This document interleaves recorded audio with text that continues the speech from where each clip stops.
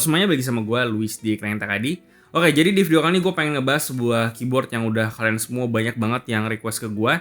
Dan di sini gue akan ngebahas soal Keychron Q1 yang bisa dibilang cukup mengejutkan gue karena merek seperti Keychron mencoba untuk masuk ke segmen custom yang bisa dibilang juga mengikuti jejaknya Glorious yang kemarin udah ngerilis JMMK Pro yang kemarin udah sempat gue bahas juga. Jadi tentu aja dari segi harga, pricingnya Keychron Q1 ini bisa dibilang berbeda jauh dengan produk yang sebelumnya Keychron udah pernah rilis.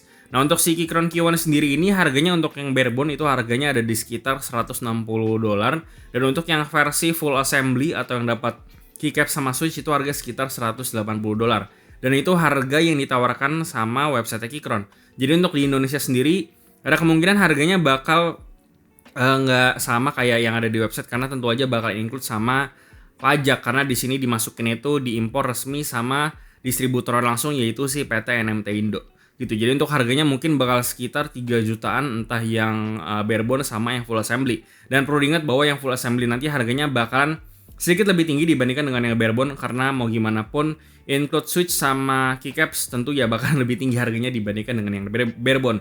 Cuman buat kalian yang pengen beli switch dan juga keycaps terpisah, mungkin gue bakalan lebih saranin untuk beli yang versi barebone aja karena harganya tentu lebih murah sedikit dibandingkan yang full assembly. Dan untuk harganya di Indonesia sendiri menurut gue masih tergolong cukup fair karena kalau misalkan kalian impor ke sini sendiri bakal ngurus pajak dan segala macam dan ada kemungkinan harganya bakalan sama atau bahkan lebih tinggi dibandingkan dengan yang dimasukin sama si PT NMT Indo yang bisa dibilang adalah distributor resminya si Keychron.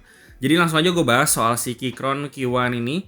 Mulai dari harga, build quality, tapping feel, implementasi gasket mountnya kayak gimana, switch bawaan dan juga keycap bawaannya kayak gimana, lalu fiturnya juga akan gue bahas semuanya. Dan kalian stay tune terus aja karena di video kali ini sepertinya akan menjawab semua pertanyaan kalian soal si Keychron Q1 ini. Oke, sekarang masuk ke keyboardnya. Jadi secara layout ini dia layoutnya pakai layout 75% exploded atau dia ini sebenarnya adalah layout 75% biasa tapi di bagian arrow, di bagian samping sebelah kanan dan juga di F-row-nya ini dia sedikit berjarak atau namanya itu exploded layout. Dan ya, secara layout sih bisa dibilang dia kurang lebih mirip dengan si Glorious JMMK Pro. Cuman bedanya si Keychron Q1 ini di bagian ujung kanan atas ini dia nggak ada rotary knob dan sebagai gantinya ini kita dikasih kayak semacam satu key dan by defaultnya dia ini insert. Cuman tetap aja kan bisa selalu ganti karena si Keychron Q1 ini dia support VIA dan juga QMK. Jadi dari sisi layout semuanya bisa kalian ganti sesuai dengan preferensi kalian masing-masing. Cuman kalau misalkan kalian nggak mau pakai tombol dedicated di sebelah kanan atas ini, kalian selalu bisa ganti dengan custom badge dari Keychron karena sebenarnya si Keychronnya itu bisa bikin yang namanya custom badge. Kalau misalnya kalian nonton youtuber luar, itu mereka udah ada yang namanya custom badge di bagian kanan atas ini. Cuman berhubung punya gue belum nyampe, jadi ya udah stay kayak gini dulu aja. Nah, yang jadi pertanyaan, apakah Keychron Q1 ini bisa dipakein rotary knob di bagian ujung kanan atas ini atau enggak? Jawabannya adalah hingga saat gue bikin video ini belum ada informasi apakah si Q1 ini bisa dipakein rotary knob apa enggak. Jadi anggap aja untuk sekarang ini Q1 nggak ada fitur rotary knob sama sekali.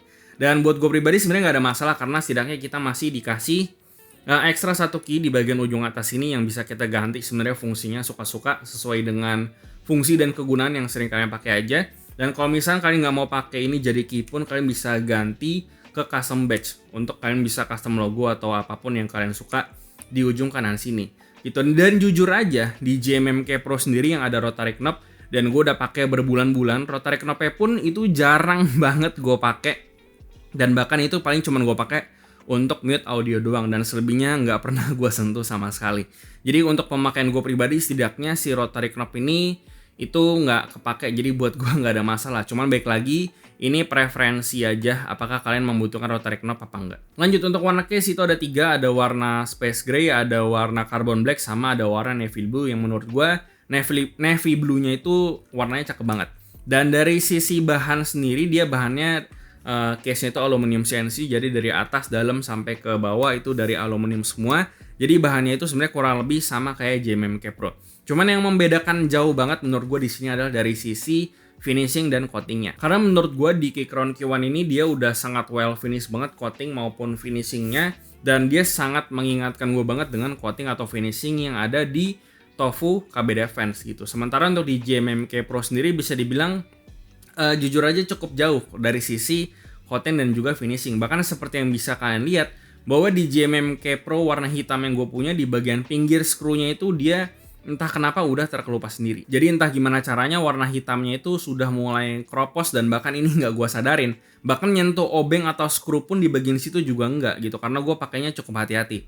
Dan gue cukup yakin bahwa di Q1 ini harusnya nggak bakal kejadian kayak gitu karena di Tofu KB Defense yang gue pakai setidaknya udah 2 tahun itu nggak ada problem sama sekali dari masalah coatingnya gitu. Jadi gue cukup yakin dari sisi finish dan juga coatingnya di Q1 ini lebih superior lah bisa dibilang. Dan menurut gue dari aspek ini yang cukup menendang si JMMK Pro ini gitu dari sisi harga, karena dari sisi harga pun dia juga kurang lebih masih mirip dengan si Keychron Q1 ini. Oke, lanjut untuk internal build dari si Keychron Q1 ini. Untuk jenis mountingnya dia menggunakan jenis mounting gasket mount. Jadi kurang lebih secara konsep itu sama dengan keyboard yang menggunakan metode mounting jenis gasket mount. Dan kalau misalkan dibandingkan sama JMMK Pro, implementasi gasket mount yang diterapkan di sini cukup berbeda gitu. Jadi di Keychron Q1 ini dia gasket stripnya jauh lebih tebal dibandingkan dengan JMMK Pro, dan dia itu pakai total gasket strip cuma 4 dari total 8 yang bisa dipasang di cut plate-nya. Jadi memang dari semua cut plate-nya ada total 8, dia cuma pakai 4 doang.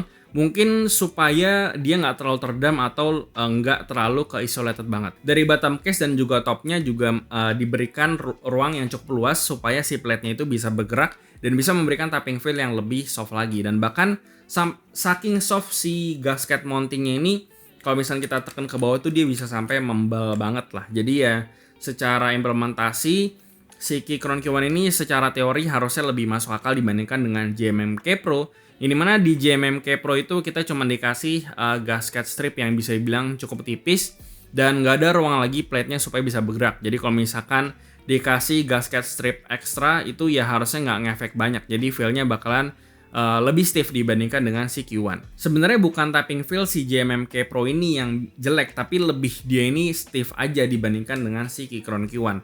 Karena gue yakin di luar sana masih banyak orang yang mungkin lebih suka tapping feel yang lebih kaku atau stiff. Cuman kalau misalnya buat gue pribadi, karena gue lebih suka yang lebih fleksibel dan juga lebih soft, tentu gue secara tapping feel lebih suka si Keychron Q1 ini. Nah, tapi meskipun secara mounting si Q1 ini bisa dibilang punya implementasi yang lebih baik, tapi Keychron sepertinya miss di satu hal, yaitu akustik dari keyboard ini. Karena di kondisi stok atau bawaan dari si Keychron ini tuh bener-bener kedengeran hollow banget gitu. Dan bukannya si Keychron nggak ngasih dampener sama sekali, mereka ada kasih di bagian antara plate dan juga PCB dan di bagian di bawah case-nya, yang meskipun dampener di bagian bawah case-nya itu tergolong tipis banget. Tapi dampenernya menurut gue masih nggak cukup untuk bisa meredam suara yang memantul dari dalam keyboardnya. Dan meskipun bisa dibilang mereka udah cukup berhasil metode gasket mount-nya dan cukup bisa merepresentasikan tujuan dari gasket mount ini, tapi ternyata dengan desain yang memberikan ruang yang cukup banyak supaya plate-nya bisa bergerak, malah bikin ruang kosong yang makin banyak dan justru bikin keyboard ini jadi suaranya hollow banget. Dan seperti yang bisa kalian lihat di bagian top case-nya pun banyak banget ruang-ruang kecil yang kosong yang justru bikin si keyboard ini suaranya jadi hollow. Kalian dengerin aja sendiri.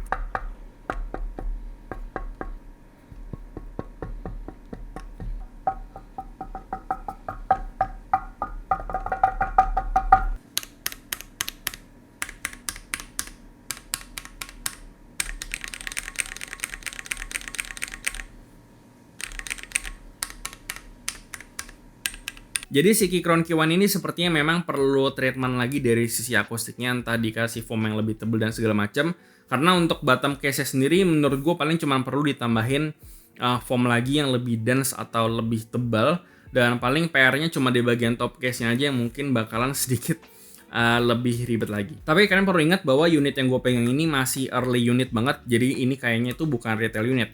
Karena gue sempat dengar kabar kalau misalnya Keychron bakalan bikin versi revisinya yang akustiknya tentu lebih baik lagi.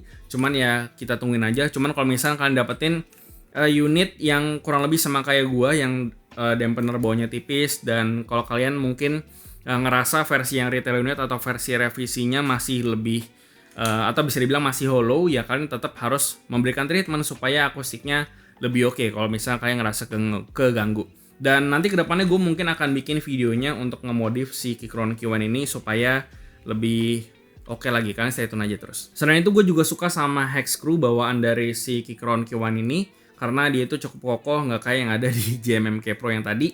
Lalu untuk rubber fit dia totalnya ada 4 dan so far nggak ada masalah sama sekali. Lalu buat PCB-nya sendiri dia itu orientasi switch-nya south facing. Jadi untuk masalah keycaps interference segala macam udah nggak ada dan kalian udah bisa pakai keycaps cherry profile di sini dengan aman. Dan untuk soket hot swap-nya dia juga udah universal, jadi kalian mau pakai switch apapun juga udah nggak ada problem. Kalian bisa pakai, pokoknya keyboard ini nggak perlu mikirin interference lah, soket apapun. Pokoknya di sini udah nggak perlu mikirin itu lagi. Lalu untuk stabilizer di sini udah include PCB mount stabilizer dan di unit gue udah nggak ada rattle sama sekali. Jadi udah cukup oke dan dia juga udah preloop dan gue bahkan nggak berencana untuk ganti si stabilizernya. Paling nanti cuman akan gue tebelin aja loopnya supaya lebih oke. Dan untuk stabilizer nanti akan gue kasih tunjuk suaranya di typing test. Keyboard ini pakai koneksi USB-C, lalu di sebelahnya itu ada switch untuk kita bisa ganti ke Windows Layout atau macOS. Untuk di paket pembelian di sini kita ada dapat keycaps dan juga switch puller, terus ada kabel braided yang coiled juga yang bisa kalian pakai kalau kalian mau. Terus di sini sayangnya nggak ada hex screwdriver di paket pembelian yang gue terima. Gitu. Jadi kalau misalnya gue mau buka si Keychron Q1 ini, gue harus punya obeng hex sendiri. Selanjutnya untuk yang kita dapetin di full assembly-nya yaitu switch dan juga keycap bawaan. Untuk keycap bawaannya itu dia menggunakan OEM profile ABS double shot yang surprisingly kualitasnya bagus dan sebagai referensi ini mengingatkan gue dengan kualitas yang ada di keycaps Taihao Cubic. Jadi kualitasnya sebenarnya kurang lebih harusnya hampir mirip. Dan ya gue bisa confirm kalau misalkan kualitas keycapnya ini udah terbilang bagus lah untuk keycaps bawaan yang kita dapetin dari keyboard. Lalu paling yang nggak gue suka paling cuma dari sisi suara yang dihasilkan sama keycapnya aja, karena suaranya cukup high pitch. Cuman ya kalian selalu bisa ganti keycapsnya kalau kalian mau. Cuman ya kalau misalkan kalian nggak mau sama keycapnya ya kalian bisa beli yang versi barebone aja. Lalu untuk switch bawaannya itu ada 3, yaitu Gateron Phantom Brown, Phantom Red, dan juga Phantom Blue. Dan kayaknya si Gateron Phantom ini menggunakan molding yang berbeda karena warnanya itu lebih merepresentasikan warna masing-masing switch-nya. Jadi kalau misalkan brown ya dia seluruh housing sampai stemnya pun udah menggunakan warna coklat atau warna brown. Dan dia juga bawaannya udah nggak wobble kayak si KS9 dan dia juga jauh lebih smooth karena dia tuh udah di preloop bawaannya. Dan kebetulan yang gue pegang di unit gue itu menggunakan Gateron Phantom Brown. Jadi secara feel sebenarnya masih tactility-nya mirip dengan Gateron Brown yang biasa. Cuman ya bedanya memang dia jauh lebih smooth dan nggak wobble aja kayak yang biasanya gue temuin di Gateron Brown KS9. Kalau untuk tapping feel secara overall, kalau pertama dari switch-nya dulu memang sepertinya switch-nya tidak memberikan kontribusi yang cukup banyak terhadap keseluruhan tapping feel dari si Keychron Q1 ini. Karena mau gimana pun Gateron Phantom Brown ini adalah switch bawaan yang paling basic, red, blue, dan juga brown. Jadi memang ya setidaknya harus menggunakan switch lain atau setidaknya switch yang kalian atau ya gue pribadi suka. Kalau misalkan mau pakai si Keychron Q1 ini baru mungkin berasa bedanya seperti apa. Tapi in general tapping feel-nya seperti yang udah gue bilang sebelumnya bahwa dia kerasa lebih soft dibandingkan dengan si JMMK Pro yang tentu si Q1 ini udah memberikan apa ya, udah bisa menggambarkan tujuan dan maksud dari gasket mount yang harusnya bisa memberikan tapping feel yang lebih fleksibel dan juga lebih soft. Cuman ya daripada lama-lama, kalian langsung aja dengerin tapping testnya seperti apa.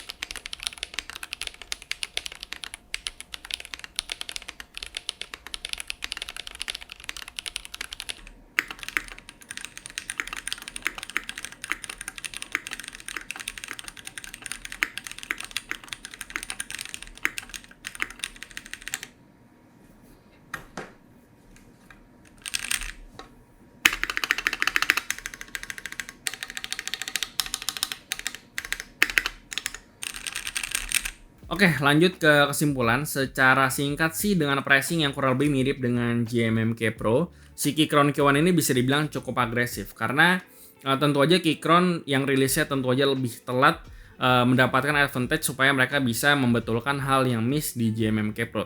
Dan ternyata cukup membuahkan hasil karena eksekusinya menurut gue jauh lebih baik.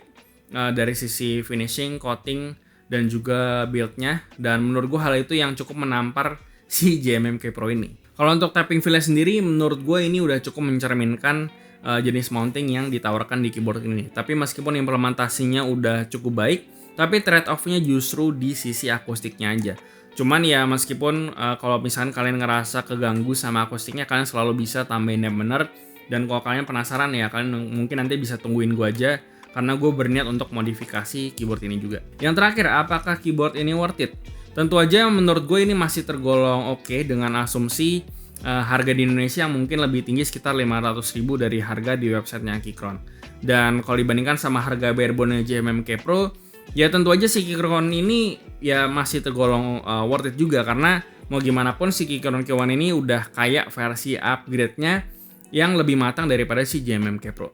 Cuman perlu kalian ingat juga bahwa si JMMK Pro ini adalah keyboard yang menggunakan metode gasket mount yang rilisnya jauh lebih awal dibandingkan si K1 ini, atau bisa dibilang early adopter lah untuk sebuah brand konvensional ngerilis sebuah keyboard yang masuknya ke segmen custom keyboard. Dan si Keychron ini berusaha untuk membetulkan semua yang miss di JMMK Pro, dan menurut gue eksekusinya masih tergolong cukup baik meskipun masih ada beberapa hal yang perlu di trade off. Dan ya, gue rasa itu aja yang bisa gue bahas soal Keychron K1 ini. Semoga bisa menjawab semua pertanyaan kalian soal keyboard ini. Dan seperti biasa, kasih tau gimana pendapat kalian di kolom komentar di bawah. Like dan share jika bermanfaat, lalu follow semua sosial media kami di Facebook dan juga Instagram. Lalu join komunitas kami juga di Discord dan juga line open chat, semua linknya ada di deskripsi. Yang terakhir, jangan lupa untuk subscribe. Gue Luis dari Keren Takadi, sampai jumpa di video berikutnya.